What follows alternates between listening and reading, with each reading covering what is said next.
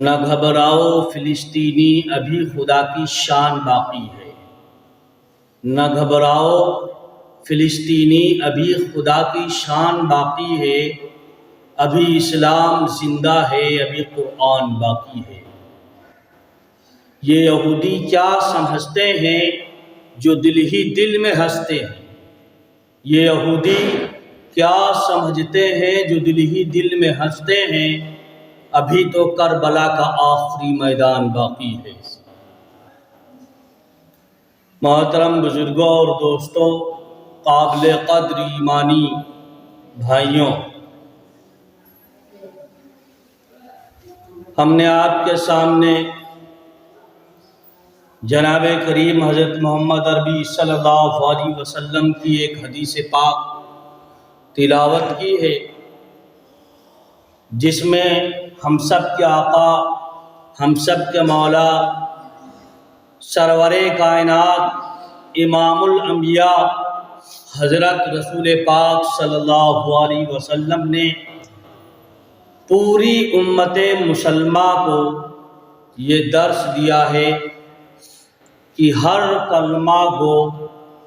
اسلام والا، ایمان والا بھائی بھائی ہے۔ اگر دنیا کے کسی کونے کے اندر، دنیا کے کسی چپے کے اندر اگر کسی مسلمان کو تکلیف پہنچے تو ایک دوسرا مسلمان اس درد کو محسوس کرنا چاہیے۔ یہ تعلیم ہمارے نبی حضرت محمد صلی اللہ علیہ وسلم نے دیا۔ یہ کلمہ کا جو رشتہ ہے، یہ خونی رشتہ سے بھی اللہ کے نزدیک بڑھا ہوا اور مکرم باعزت رشتہ ہے۔ قرآن پاک میں اللہ تبارک تعالیٰ نے فرمایا، انما المؤمنون اخوة فاصلحوا بین اخویکم، کہ جو ایمان والے ہیں، یہ کوئی تخصیص نہیں فرمائی کہ وہ انڈیا کے ایمان والے ہوں یا جاپان کے ہوں یا برطانیہ کے ہوں یا فلسطین کے ہوں یا سعودی عربیہ کے ہوں یا لبنان کے ہوں یا کویت کے ہوں یا سمرقند اور بخارا کے ہوں، بلکہ یہ قرآن کریم کی آیت، اللہ تبارک تعالیٰ کا یہ حکم قیامت تک آنے والے مسلمانوں کے لیے اور پوری دھرتی کے مسلمانوں کے لیے یہ عام ہے۔ اگر وہ اللہ کو مانتا ہے، جناب کریم حضرت محمد صلی اللہ علیہ وسلم کو مانتا ہے، اللہ کے توحید پر ایمان اور عقیدہ رکھتا ہے، اللہ کی تعلیمات کے سامنے، پیغمبر علیہ السلام کے تعلیمات کے سامنے سر نگو ہوتا ہے، تو اس کا رشتہ بہت بڑا رشتہ ہوتا، خونی رشتے سے بھی بڑا رشتہ ہوتا ہے، جس کی زندہ مثال آپ کو صحابہ کرام کی زندگیوں میں آپ کو ملے گی کہ جب صحابہ کرام حضرت ابو بکر صدیق رضی اللہ تعالیٰ عنہ کو دیکھیے کہ ابو بکر صدیق رضی اللہ تعالیٰ عنہ ایمان کے حلقہ میں آ گئے، ایمان کی نعمت سے محظوظ ہو گئے، اور بیٹا ابھی تک ایمان کی دولت سے محروم ہے، لیکن جب جنگ ہو رہی ہے تو حضرت ابو بکر صدیق رضی اللہ تعالیٰ عنہ جناب کریم حضرت محمد عربی صلی اللہ علیہ وسلم کے ساتھ ہیں اور شانہ بشانہ ہیں۔ ان کا بیٹا کفار کے ساتھ، حالانکہ خونی تو یہ تقاضا ہے کہ جس طرح باپ تھا اسی طرح بیٹا ہونا چاہیے تھا، لیکن باپ کے مقابل میں بیٹا کھڑا ہوا ہے، ایک رشتہ ہے، لیکن ایمان کی اور کلمے کی وہ طاقت ہے کہ حضرت ابو بکر صدیق رضی اللہ تعالیٰ عنہ اپنے بیٹے کے ساتھ نہیں ہیں، بلکہ جناب کریم حضرت محمد عربی صلی اللہ علیہ وسلم کے ساتھ۔ تو جو کلمے کا رشتہ ہے، یہ ایمان کا رشتہ ہے، یہ خون کے رشتے سے زیادہ اٹوٹ ہے، اور اسلام میں اس کی بہت اہمیت دیتا ہے۔ اسی وجہ سے اللہ تبارک تعالیٰ نے فرمایا انما المؤمنون اخوۃ فاصلحوا بین اخویکم، کہ جتنے بھی دنیا کے اندر ایمان والے ہیں، مسلمان ہیں، وہ آپس میں بھائی بھائی ہیں، بس مل کر جڑ کر اخوت کے ساتھ، بھائی چارگی کے ساتھ، پیار کے ساتھ، نبی کی تعلیمات کے ساتھ زندگی بسر کیجیے۔ کوئی تخصیص نہیں کہ کسی بھی برادری سے تعلق رکھتا، اگر وہ ذات کا بھنگی ہے، اگر ذات کا وہ نیچا ہے، لیکن اس کا اور ہمارا رشتہ کلمہ سے ہے،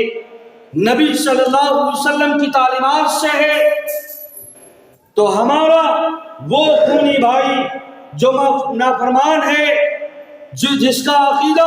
اللہ کی ذات سے جڑا ہوا نہیں ہے، اس سے بڑھ کر وہ ہمارا بھائی۔ نبی صلی اللہ علیہ وسلم نے بھی یہی تعلیم دی کہ دنیا کے اندر کہیں کا مسلمان اگر ذرہ برابر نبی کے کلمے کی لاج ہوگی اور رائی کے دانے کے برابر اس کے دل کے اندر اگر ایمان ہوگا، تو کہیں کا مسلمان ہو، اگر وہ مسلمان ستایا جاتا ہو تو اپنے دل کے اندر وہ درد محسوس کرے گا۔ اللہ کے نبی صلی اللہ علیہ وسلم نے مثال دے کر فرمائی کہ ایک مسلمان کا دوسرے مسلمان سے کیا رشتہ ہے، ایک مومن ایک مسلم دوسرے مسلمان سے آپس میں وہ اسلامی نظریے سے کیسے ہیں۔ مثال دی جیسے کہ ایک جسم ایک جان ہے۔ ایسے دنیا کے کہیں بھی مسلمان رہتے ہیں، لیکن وہ ہمارے لیے وہ ایک جسم کی طرح ہیں، ایک جان کی طرح ہیں۔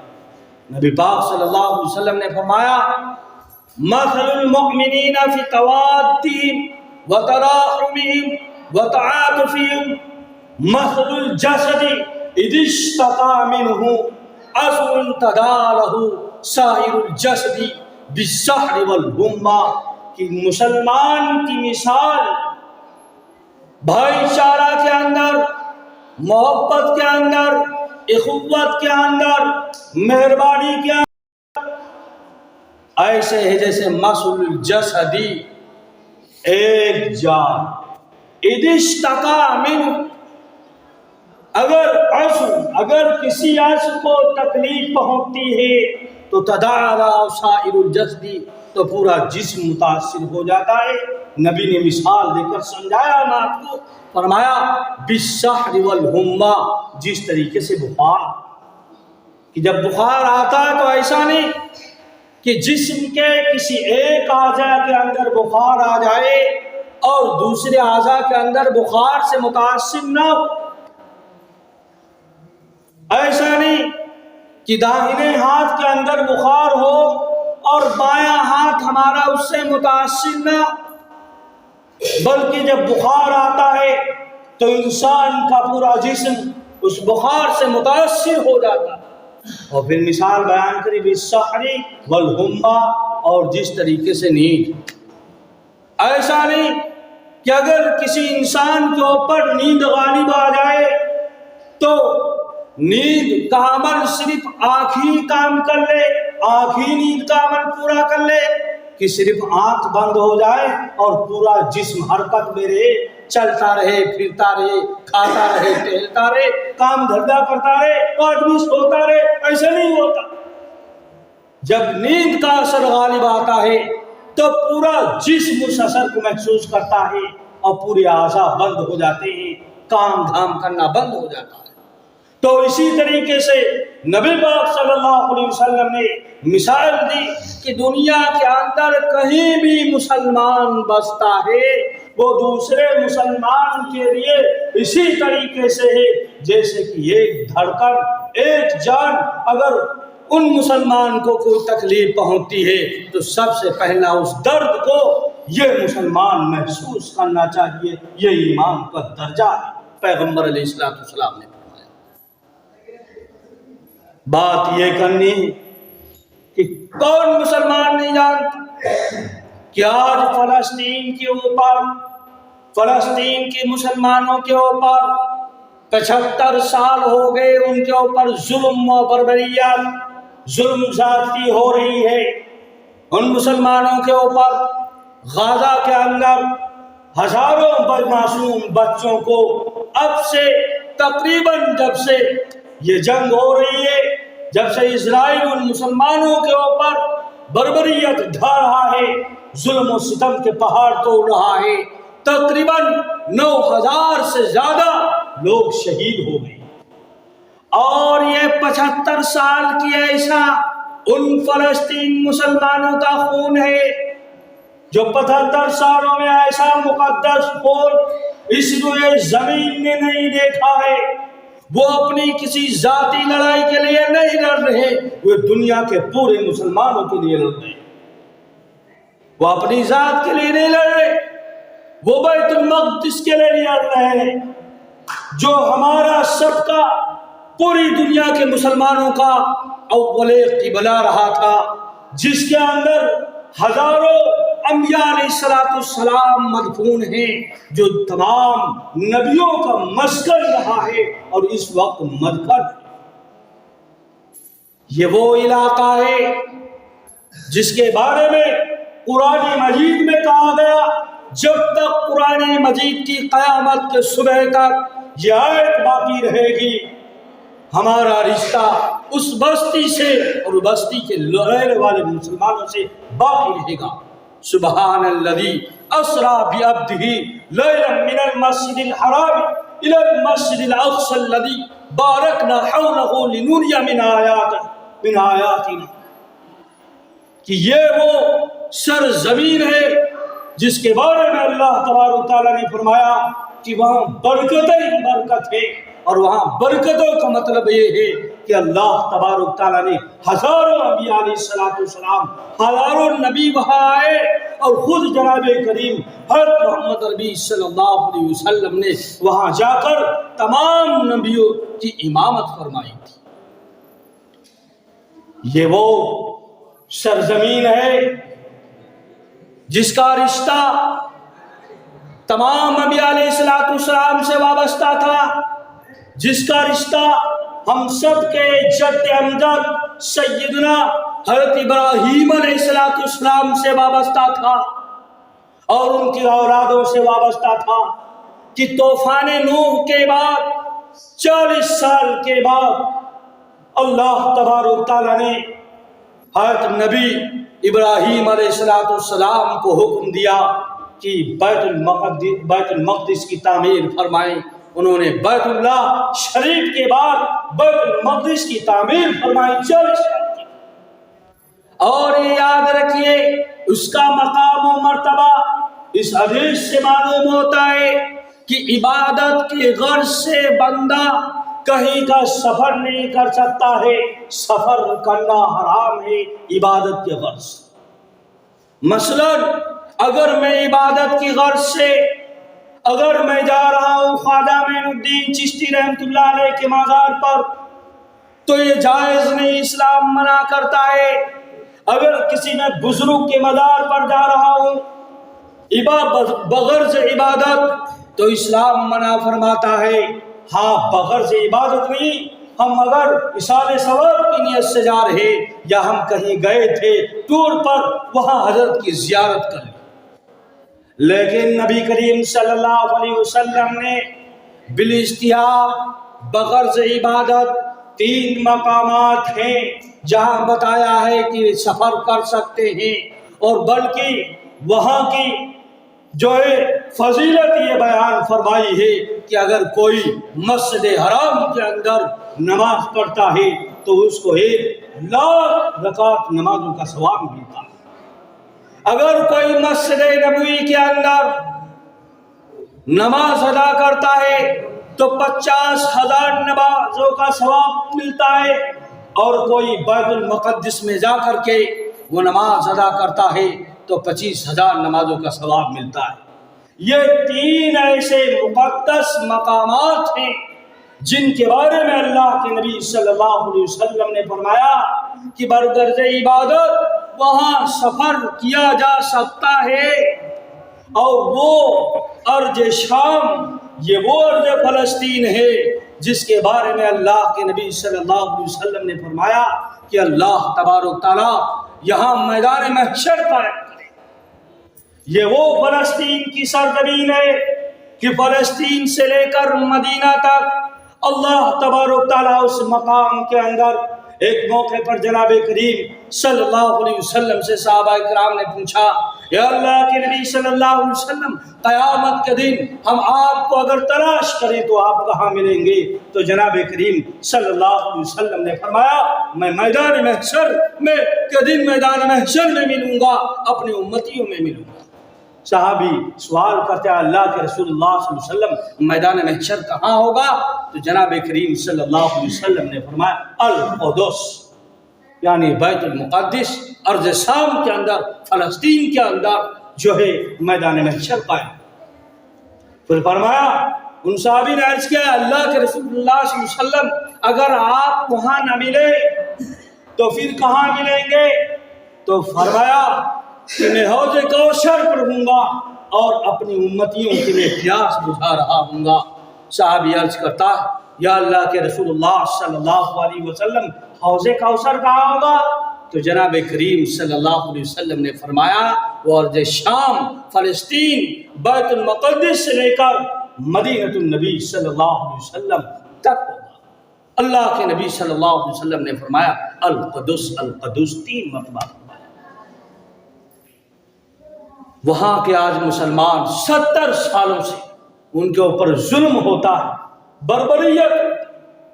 اگرچہ ہم کچھ نہیں کر پاتے لیکن کم سے کم وہاں کے مسلمانوں کے لیے ہم دعا تو کر سکتے، رات کو اٹھ کر گنگنا تو سکتے۔ وہ ان مسلمانوں کا خون بہ رہا ہے جو اس 20 دنوں کے اندر 22 دنوں کے اندر تقریباً 9,500 کے قریب مسلمان شہید ہو گئے، جس میں سے 40% بچے، عورتیں، تقریباً 219 مساجد کو اور مدرسوں کو نشانہ بنایا گیا، مسمار کر دیا گیا۔ 22 لاکھ کا آبادی ہے وہاں، لیکن ان کے لیے کھانا پینے کے لیے کوئی چیز نہیں ہے، بند کر دیا گیا کھانے پینے کو، لائٹ کاٹ دی گئی ہے، پانی بند ہے، بالکل محصور کر دیا گیا ہے، کوئی کسی طریقے سے رابطے کا کنیکشن نہیں ہے۔ 50,000 وہ حاملہ عورتیں جو موت اور زندگی سے کی کشمکش میں پڑی ہوئی ہے، وہاں کوئی دوائی اپلبدھ نہیں ہے،